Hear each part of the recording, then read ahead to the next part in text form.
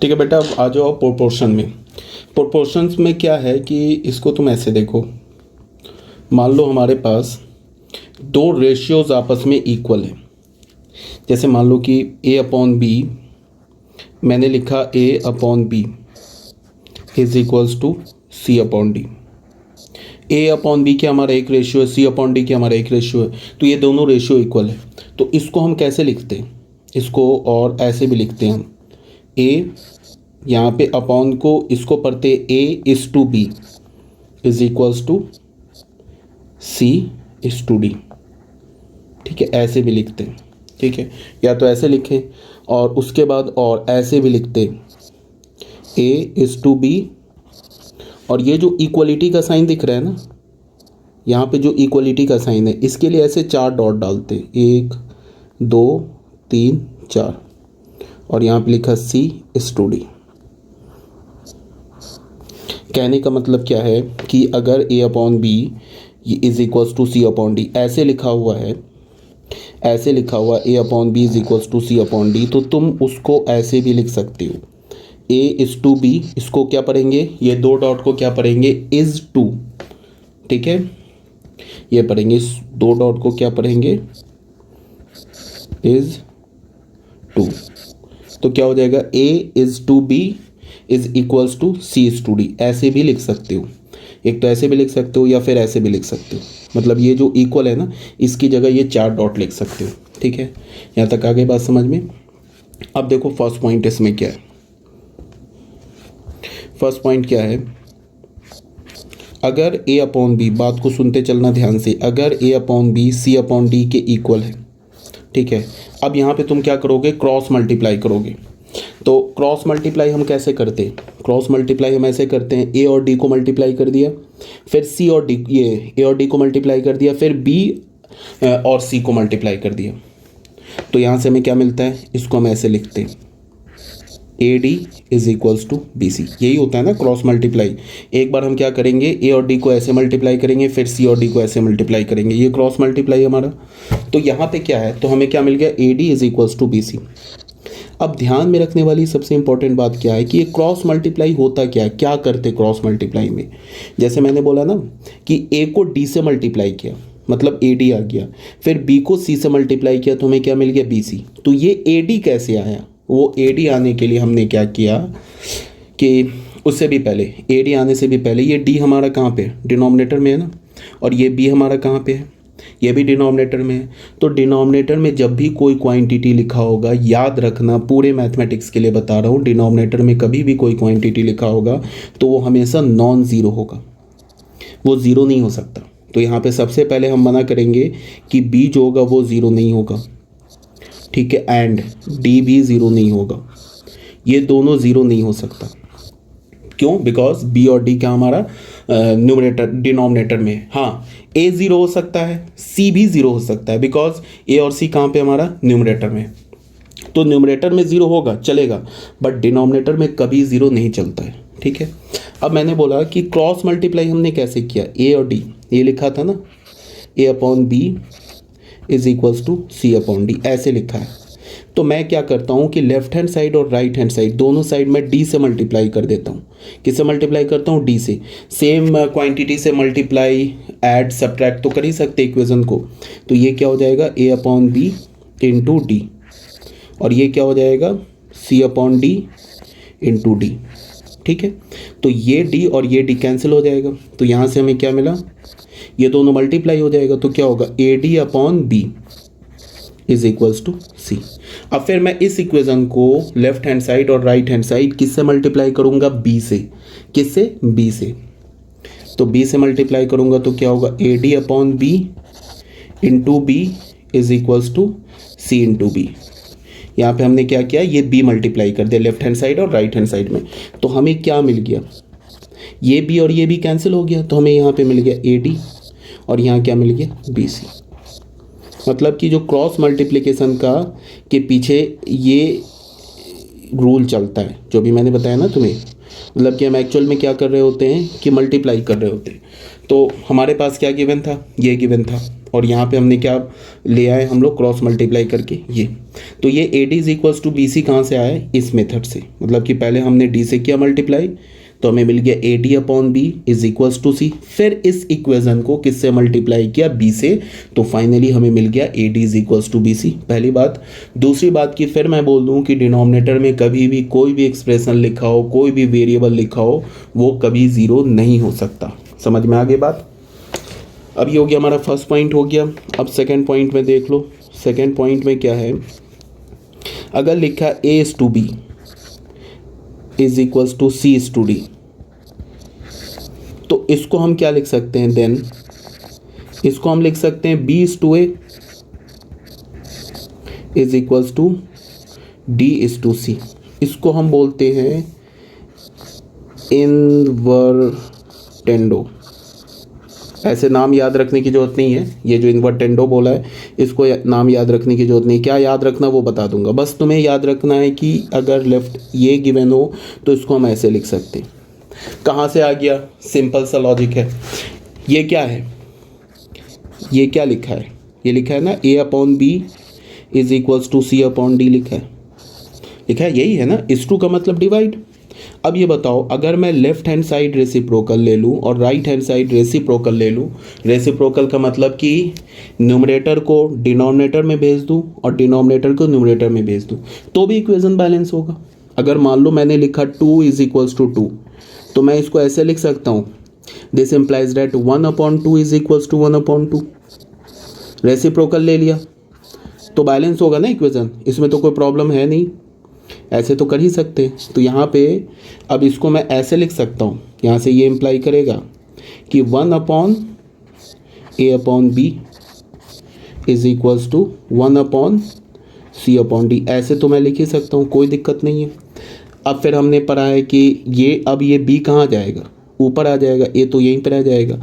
अब हमारा main denominator ये हुआ, a/b डिनोमिनेटर हुआ। ये पढ़ा है ना आपने कि 1/x/y किसके इक्वल होता है, y/x के इक्वल होता है। ठीक है, तो ये क्या हो गया हमारा, यहाँ से ये क्या हो जाएगा, ये हो जाएगा b/a और ये क्या हो जाएगा d/c।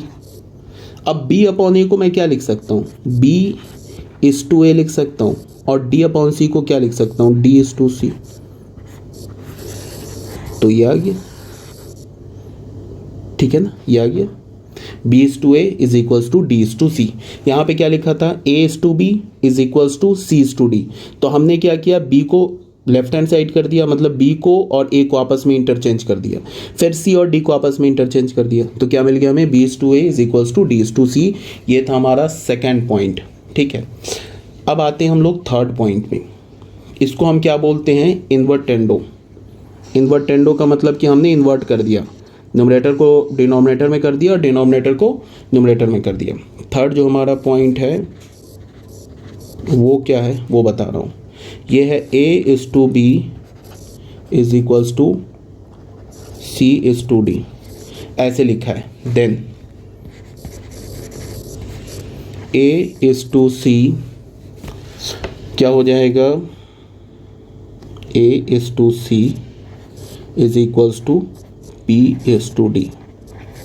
इसको हम बोलते हैं ऑल्टरनेंडो, ऑल्टरनेंडो बोलते।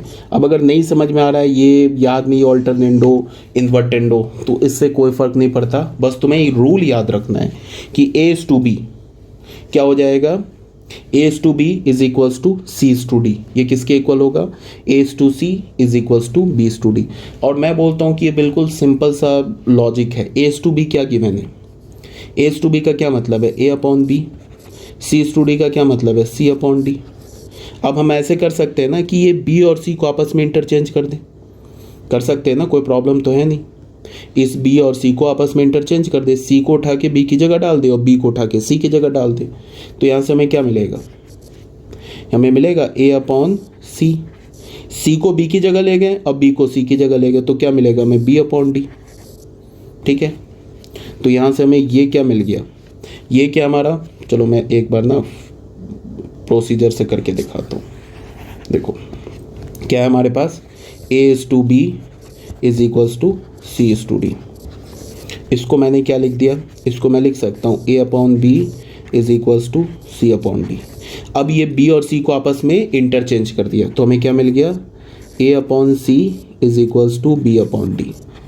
अब ये ए अपॉन सी को मैं क्या लिख सकता हूँ, ए इज टू सी लिख सकता हूँ, और ये बी अपॉन डी को क्या लिख सकता हूँ, बी इज टू डी। देखो ये चीज़ यहाँ से किसके इक्वल आ गया, ये इसके इक्वल आ गया ना, ठीक है। तो ये सिंपल लॉजिक है, मतलब ये सब अल्टरनेंडो इन्वर्टेंडो याद रखने की जरूरत नहीं है, बट हमें क्या करना है, ये समझना है कि हम कैलकुलेशन कैसे कर रहे हैं। तुम लोगों के साथ जो 10th क्लास पास बच्चे आते हैं ना, उनको कैलकुलेशन में काफ़ी मिस्टेक करते हैं वो। फोर्थ पॉइंट क्या हमारा, फोर्थ पॉइंट है ए इज टू बी अगर गिवन है सी इज टू डी के, देन हम ऐसे लिखते हैं A plus B upon B is equals to C plus D upon D. इसको बोलते हैं कॉम्पोनेंडो।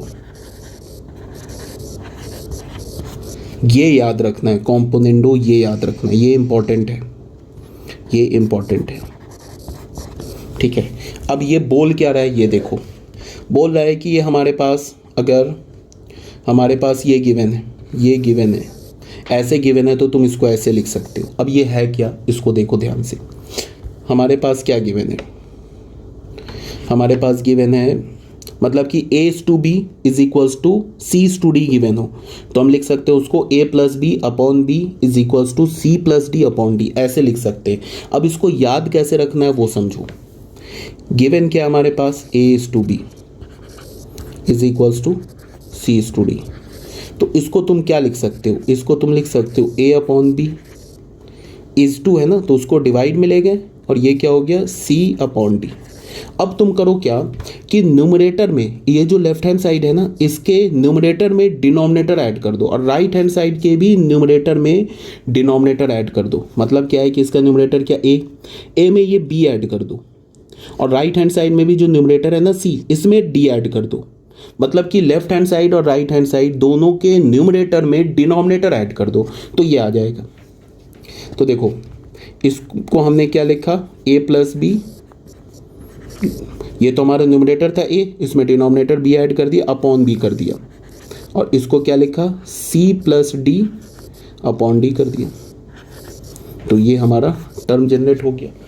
अब इसको है क्या, सिंपल सी बात है, मान लो कि मैं दो रेशियो लिखता हूँ, दो रेशियो लिखता हूँ, दोनों रेशियो इक्वल है। मान लो कि 1/2 एंड 2/4, ये रेशियो इक्वल है।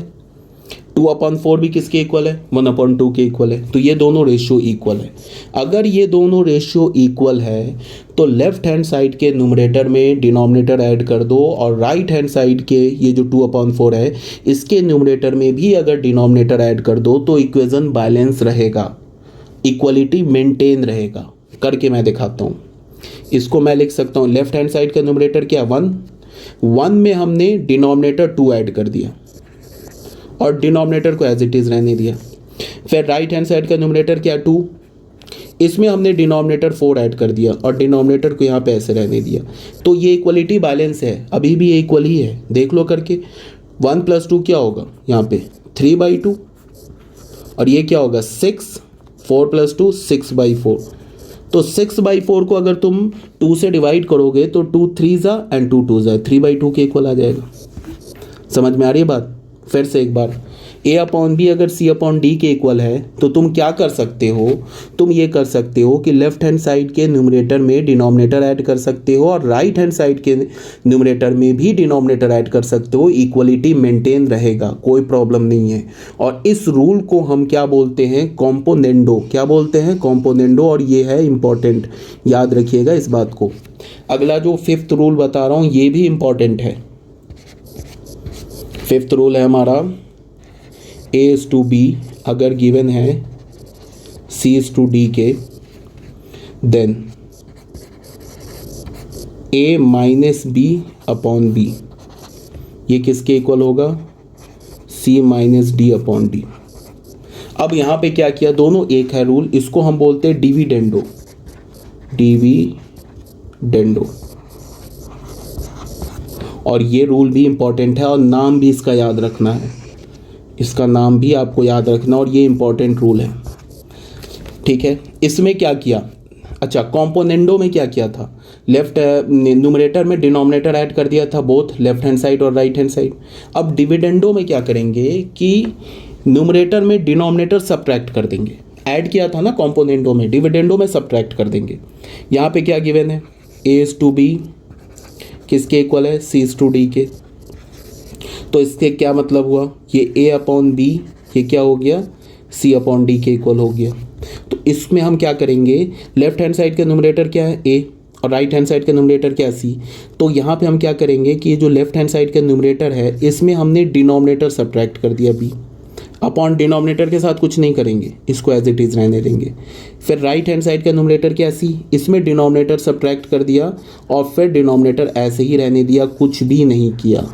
तो दिस इज डिविडेंडो, ये डिविडेंडो है, इक्वलिटी मेंटेन रहेगा, कोई प्रॉब्लम वाली बात नहीं है। एक एग्जांपल देख लो,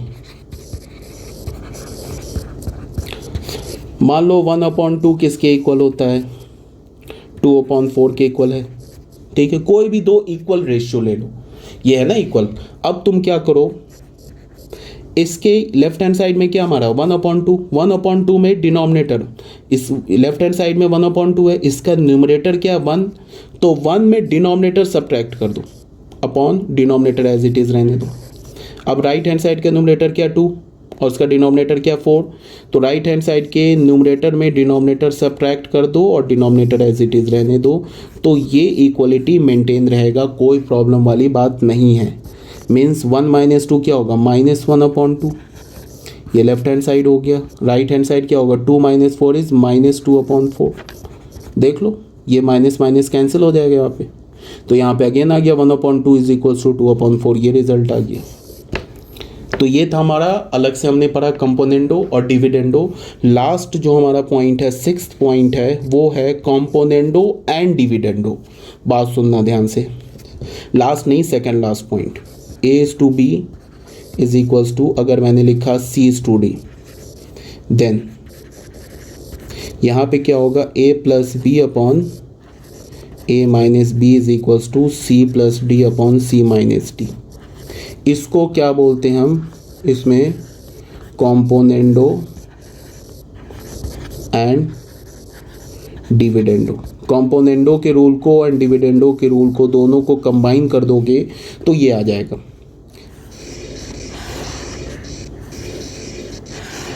और ये सबसे ज़्यादा इम्पोर्टेंट है, मोस्ट इम्पॉर्टेंट है, इन सारे पॉइंट में मोस्ट इम्पॉर्टेंट रूल है। इसको याद रखना है, नाम के साथ याद रखना है कि this is componendo and dividendo.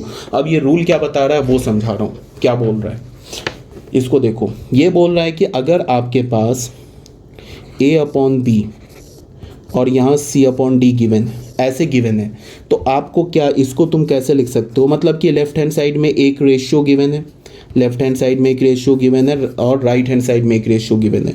तो इसको तुम क्या कर सकते हो, बात को सुनना बिल्कुल ध्यान से, इंपॉर्टेंट रूल है। इसके न्यूमरेटर में, जो लेफ्ट हैंड साइड का न्यूमरेटर है ना, उसमें एक बार डिनोमिनेटर को ऐड करो और एक बार डिनोमिनेटर को सब्ट्रैक्ट करो। क्या बोल रहा हूँ फिर से सुनो, न्यूमरेटर में एक बार डिनोमिनेटर, न्यूमरेटर क्या a, एक बार डिनोमिनेटर हमने ऐड किया, फिर अपॉन लिखा, फिर न्यूमरेटर में डिनोमिनेटर सब्ट्रैक्ट किया। ठीक है, अब राइट हैंड साइड में न्यूमरेटर क्या c, उसमें डिनोमिनेटर एक बार हमने ऐड किया और फिर डिनोमिनेटर सब्ट्रैक्ट किया। तो इसका मतलब कि अगर ये गिवन है तो फिर ये रेशियो भी इक्वल होगा। ठीक है, इसको तुम ऐसे भी लिख सकते हो कि न्यूमरेटर में पहले क्या किया था हमने, डिनोमिनेटर ऐड, देख लो ये न्यूमरेटर है ना, उसमें ये दो डिनोमिनेटर और यहाँ पे ये डिनोमिनेटर है, न्यूमरेटर में डिनोमिनेटर ऐड किया, फिर न्यूमरेटर में डिनोमिनेटर सब्ट्रैक्ट किया, फिर यहाँ पे न्यूमरेटर क्या था हमारा c था, c में डिनोमिनेटर d को ऐड किया, फिर डिनोमिनेटर को सब्ट्रैक्ट किया। तुम इसको ऐसे भी लिख सकते हो कि यहाँ पे कि न्यूमरेटर में पहले डिनोमिनेटर सब्ट्रैक्ट कर दिया, उसके बाद न्यूमरेटर में डिनोमिनेटर ऐड किया, फिर यहाँ पे राइट हैंड साइड का न्यूमरेटर क्या हमारा c, पहले डिनोमिनेटर सब्ट्रैक्ट किया, फिर डिनोमिनेटर ऐड किया। ये तो सिंपल सी बात है, इसका रेसिप्रोकल ले लोगे तो ये आ जाएगा। और ये मोस्ट इम्पॉर्टेंट है, बता दिया मैंने, ये मोस्ट इम्पॉर्टेंट है। ये कंपोनेंडो जितना अभी तक पढ़ा है ना, उसमें सबसे इम्पॉर्टेंट है कंपोनेंडो एंड डिविडेंडो। एक लास्ट और छोटा सा, चलो मैं एक एग्जांपल लेके दिखा देता हूँ फॉर एग्जांपल समझने के लिए। मान लो 4/8 ये किसके इक्वल है? 1/2 के इक्वल है। 4/8 और 1/2 तो इक्वल है। अब ये हमारा लेफ्ट हैंड साइड है, ये हमारा राइट हैंड साइड है, तो इसको मैं देखो कैसे लिखूंगा। 4 हमारा न्यूमरेटर है, लेफ्ट हैंड साइड में 4 न्यूमरेटर है और 8 डिनोमिनेटर है। तो न्यूमरेटर में डिनोमिनेटर ऐड किया, फिर न्यूमरेटर में डिनोमिनेटर सब्ट्रैक्ट कर दिया, और फिर राइट हैंड साइड का न्यूमरेटर 1 है तो 1 में डिनोमिनेटर ऐड किया, फिर 1 में डिनोमिनेटर सब्ट्रैक्ट कर दिया, ऐसे कर दिया। तो ये इक्वलिटी भी, ये भी इक्वल होगा, करके देख लो। 4 + 8 क्या होगा? 12/4 - 8 क्या होगा? -4। और ये क्या होगा? 1 + 2 3 एंड 1 - 2 -1 होगा ना। देख लो यहाँ पे ये क्या मिलेगा हमें? -3, और ये भी मिल गया -3। देखो 3/-1 इज -3, 12/-4 इज अगेन -3, तो यहाँ पे इक्वल है ना ये। मतलब कि ऐसे को तुम ऐसे लिख सकते हो। समझ में आ रही है बात? ये था हमारा कॉम्पोनेंडो एंड डिविडेंडो, इंपॉर्टेंट था। एक 7th पॉइंट और बता रहा हूँ, ये भी इंपॉर्टेंट है। अगर A/B ये गिवन है C/D के, बात को सुनते चलना ध्यान से। ये सारी छोटी छोटी पॉइंट जो होती है जिसमें बच्चे कंफ्यूज होते हैं। देखो मैथमेटिक्स में क्या होता है कि मेन जो प्रॉब्लम आती है वो कैलकुलेशन में आती है। अगर तुम कैलकुलेशन से नहीं घबराए तो फिर मैथ्स को सीख जाओगे। 99% स्टूडेंट मैथमेटिक्स क्यों नहीं सीख पाते हैं? Due to the fear of calculation. जो उनको कैलकुलेशन का फोबिया होता है ना दिमाग में। फिर बात है कि जब तुम मैथ्स पढ़ ही रहे हो तो फिर कैलकुलेशन से क्या घबराना। जितना कैलकुलेशन करने की जरूरत होगी करेंगे हम, और कैलकुलेशन करते भी हैं तो गलत करते हैं। उनको इंडिसेस का रूल नहीं पता होता है, रेशियो हो गया, डिवीज़न हो गया, एलसीएम नहीं आता है। तो इसीलिए ये ब्रिज कोर्स कराया जा रहा है कि जिससे आपको जो बेसिक्स आपके क्लियर हो जाए, फिर आपको 11th और 12th में कोई प्रॉब्लम ना आए। अब इसको सुनना ध्यान से। A/B किसके इक्वल है? C/D के इक्वल है। तो क्या मैं इसको ऐसे लिख सकता हूँ? ये देखो, इसको मैं क्या ऐसे लिख सकता हूँ? ये देखो A/B C/D के इक्वल है। इसको मैं क्या करूँगा? इक्वल करूँगा। न्यूमरेटर को ऐड कर दो, दोनों के न्यूमरेटर को ऐड कर दो, कर दिया, अपॉन, और दोनों के डिनोमिनेटर को ऐड कर दो B + D, तो ये इक्वल आ जाएगा। मतलब कि अगर ये लेफ्ट हैंड साइड और ये राइट हैंड साइड इक्वल है तो इस दो इक्वलिटी के साथ ये भी इक्वल है। क्या किया यहाँ पे? हमने दोनों का न्यूमरेटर ऐड कर दिया और दोनों के डिनोमिनेटर को ऐड कर दिया, तो ये आ गया। अब फिर हम ऐसे भी कर सकते हैं कि दोनों के न्यूमरेटर को सब्ट्रैक्ट कर दे और दोनों के डिनोमिनेटर को भी सब्ट्रैक्ट कर दे, तो ये सब आपस में इक्वल होगा। नहीं समझ में आ रही बात? ऐसे देखो 1/2 और क्या हमारा 2/4 आपस में इक्वल है, कोई दिक्कत नहीं है। 2/4 इज नथिंग बट 1/2। अगर 1/2 और 2/4 इक्वल है, अब मैं क्या करूँगा? एक इक्वल और बनाया मैंने, दोनों के न्यूमरेटर को ऐड कर दिया तो 1 + 2, और दोनों के डिनोमिनेटर को भी ऐड कर दिया 2 + 4। अब देखो तो 1/2 2/4 के इक्वल है और 2/4 इसके इक्वल है, ये तीनों आपस में इक्वल है। देख लो क्या हो जाएगा? ये क्या हो जाएगा हमारा? ये हमारा क्या होगा? 3/6। 3/6 इज नथिंग बट 1/2, इक्वल है ना। तो इसका मतलब कि अगर ये ऐसे इक्वलिटी गिवन है ना, तो तुम दोनों के न्यूमरेटर को ऐड कर सकते हो और दोनों के डिनोमिनेटर को भी ऐड कर सकते हो। एक और देखो यहाँ पे 1/2 किसके इक्वल है? 2/4 के इक्वल है। अब तुम क्या करो? दोनों के न्यूमरेटर को सब्ट्रैक्ट कर दो, 1 - 2 कर दो, और दोनों के डिनोमिनेटर को भी सब्ट्रैक्ट कर दो, तो ये भी इक्वल होगा। देख लो 1 - 2 किसके इक्वल होगा? -1, एंड 2 - 4 इज -2, तो ये माइनस माइनस कैंसिल हो जाएगा। तो यहाँ पे ये क्या लिखा है? 1/2 ही लिखा है ना, इसके इक्वल आ गया ना। तो यही बात बोला जा रहा है इसमें। आ गया? समझ में आ रही है बात तुम लोगों को? A/B अगर C/D के इक्वल है तो हम क्या कर सकते हैं? दोनों के न्यूमरेटर को ऐड कर सकते हैं। देख लो, दोनों के न्यूमरेटर को ऐड कर दिया और दोनों के डिनोमिनेटर को भी ऐड कर दिया, तो ये इक्वलिटी मेंटेन रहेगा। मतलब कि ये और ये आपस में इक्वल होगा। फिर क्या करें कि दोनों के न्यूमरेटर को सब्ट्रैक्ट कर दे और दोनों के डिनोमिनेटर को सब्ट्रैक्ट कर दे, तो भी इक्वलिटी मेंटेन होगा। ठीक है, यहाँ तक आगे बात समझ में? ये था हमारा कुछ रूल प्रोपोर्शन का। बेटा अब कुछ इम्पॉर्टेंट आइडेंटिटीज़ करवा देता हूँ जो बच्चे अक्सर याद नहीं रखते। ये बिल्कुल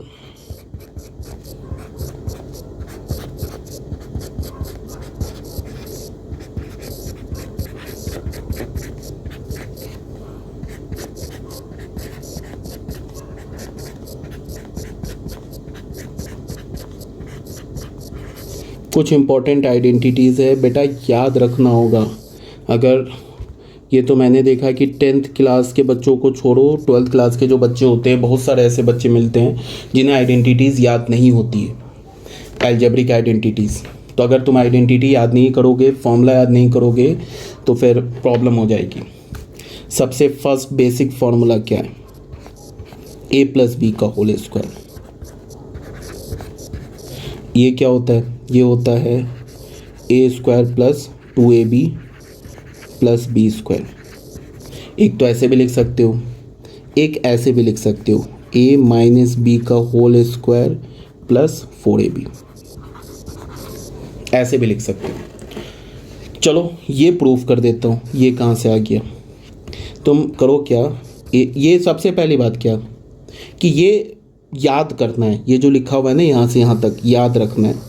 किस फॉर्म में? a प्लस बी के होल स्क्वायर को इस फॉर्म में भी बेटा याद रखना है तुम लोगों को, और इस फॉर्म में भी याद रखना है, इस फॉर्म में भी याद रखना है। बिल्कुल ये दो फॉर्म में याद होना चाहिए।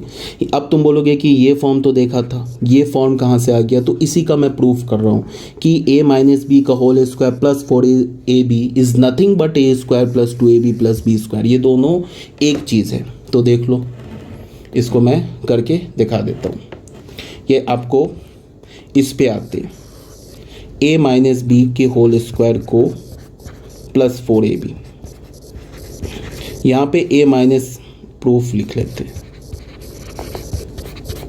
इसको मैं खोलता हूँ। a माइनस बी का होल स्क्वायर क्या होता है? a square minus 2ab and plus B square, और प्लस 4ab तो ऑलरेडी लिखा हुआ है। तो क्या हो गया? ये हो गया a स्क्वायर, ये माइनस 2ab और प्लस 4ab मिलके क्या हो जाएगा? 2ab और प्लस बी स्क्वायर। देख लो ये आ गया ना। तो आपको याद रखना है, समझ में आ रही है बात? आपको क्या रखना है? आपको a प्लस बी का होल स्क्वायर इस फॉर्म में भी याद रखना है, बिल्कुल, और इस फॉर्म में भी आपको याद रखना है। ये हो गई हमारी फर्स्ट आइडेंटिटी, ये हो गई हमारी आइडेंटिटी नंबर 1। अब आते हैं हम लोग सेकेंड आइडेंटिटी में। बच्चों आइडेंटिटी नंबर 2 में क्या है? आइडेंटिटी नंबर 2 है इसका a प्लस की जगह a माइनस बी का होल स्क्वायर। तो ये क्या हो जाएगा? a square minus 2ab and plus of B square. इसको हम ऐसे भी लिख सकते हैं a plus B whole square, यहाँ पे माइनस 4ab। देखो यहाँ पे माइनस था ना, यहाँ पे प्लस आ गया, और यहाँ पे प्लस था, यहाँ पे माइनस आ गया। ठीक है, प्रूफ करने का मतलब कि तुम इसमें a प्लस बी का होल स्क्वायर एक्सपेंड करो, उसमें माइनस 4ab सब्ट्रैक्ट करो, तो ये मिल जाएगा। ठीक है, तो ये हमारा हो गया सेकेंड पार्ट। इसे भी आपको याद रखना है, इसमें कोई प्रॉब्लम नहीं होनी चाहिए। अब आ जाते हैं हम लोग थर्ड पॉइंट पे। थर्ड पॉइंट हमारा क्या है? a square minus B square. a square minus B square होता है a minus B into A plus B. ये हो गई हमारी थर्ड आइडेंटिटी। ठीक है, फोर्थ आइडेंटिटी पे आते हैं। फोर्थ आइडेंटिटी हमारी है, फोर्थ आइडेंटिटी है हमारे पास a plus B whole cube, a plus B का होल क्यूब। इसके दो फॉर्म आप याद रखेंगे, a प्लस बी के होल क्यूब के दो फॉर्म याद रखेंगे। एक तो a cube plus 3a square B plus 3ab square plus B cube, एक तो ये फॉर्म भी याद रखेंगे। दूसरा फॉर्म क्या है? ध्यान से देखो, इस टर्म को और इस टर्म को मैं एक साथ क्लब कर लेता हूँ, और इस दो टर्म से मैं 3ab कॉमन ले लेता हूँ। तो हमारा ये क्या आ जाएगा? a cube plus B cube, इस दो को एक साथ रख लिया और इस दोनों से 3ab कॉमन ले लिया, तो हमें क्या मिल गया? a plus B. ठीक है, तो आपको दोनों फॉर्म में याद रखना है। इस फॉर्म में भी याद रखना और इस फॉर्म में भी याद रखना है। तो ये हो गया हमारा फोर्थ पॉइंट। अब आते हैं हम लोग फिफ्थ पॉइंट में। फिफ्थ पॉइंट हमारा क्या है, a माइनस बी का whole square. a minus B का होल नहीं, a माइनस बी का होल क्यूब, ये किसके इक्वल होगा, a cube minus 3a square B plus 3ab square minus B cube. जब बेटा यहाँ पे माइनस होता है ना तो ऑल्टरनेट पॉजिटिव नेगेटिव चलता है, मतलब ये पॉजिटिव तो ये नेगेटिव, फिर पॉजिटिव फिर नेगेटिव, ऐसे चलता है। ठीक है, इसको तो एक फॉर्म में आपको ये याद रखना है। अब इसको तुम क्या कर सकते हो, फिर अगेन ए क्यूब और A cube and minus B cube, इसको एक साथ रख लो, मतलब ये A cube minus B cube एक साथ रख लो, और इस टर्म से और इस टर्म से माइनस 3ab कॉमन ले लो। ठीक है, तो माइनस 3ab कॉमन ले लिया तो हमें क्या मिल गया, a माइनस बी।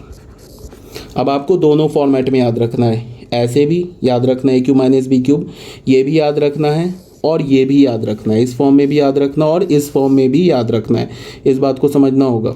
ठीक है, ये हो गया हमारा फिफ्थ पॉइंट। सिक्स्थ में क्या है, सिक्स्थ में है हमारे पास a cube plus B cube, a cube plus B cube. A cube plus B cube के भी दो फॉर्म हैं, एक तो तुम ऐसे याद रखो, a plus B, A square minus A B plus B square, एक तो इस फॉर्म में याद रखो, और दूसरा फॉर्म में याद रखो a प्लस बी का होल क्यूब प्लस 3ab और ब्रैकेट में a प्लस बी। ये दोनों फॉर्म आपको याद रखने हैं। जब a क्यूब प्लस है ना तो यहाँ पे प्लस है बट यहाँ पे माइनस है, और ये जो फॉर्मूला है ना यहाँ पे माइनस 3ab, यहाँ पे एक जगह माइनस होगा बेटा, यहाँ पे ना, यहाँ पे एक जगह ये माइनस होगा, यहाँ पे ये माइनस हो जाएगा। ठीक है, तो यहाँ पे क्या है, एक यहाँ पे ये माइनस है, यहाँ पे पॉजिटिव नेगेटिव देन पॉजिटिव। उसके बाद आ जाते हैं हम लोग सेवन्थ फॉर्मूले पर। सेवन्थ हमारा फॉर्मूला है A cube minus B cube. A cube minus B cube को एक तो तुम ऐसे याद रख सकते हो, ए माइनस बी,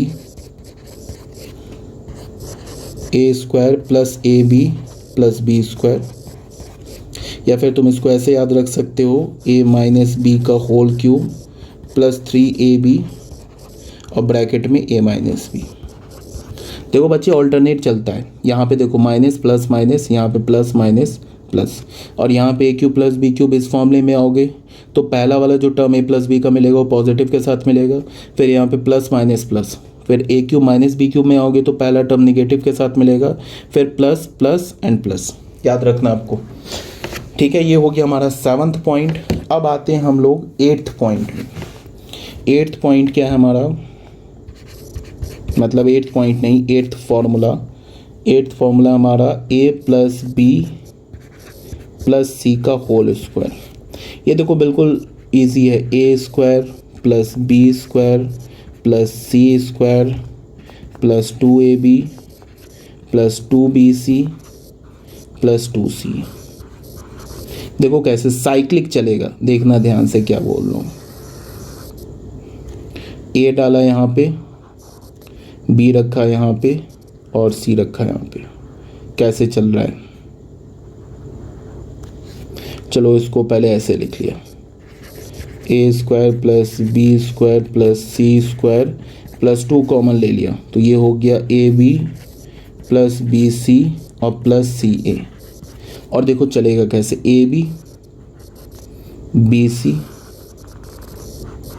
फिर सी ए, याद रखना भी आसान है।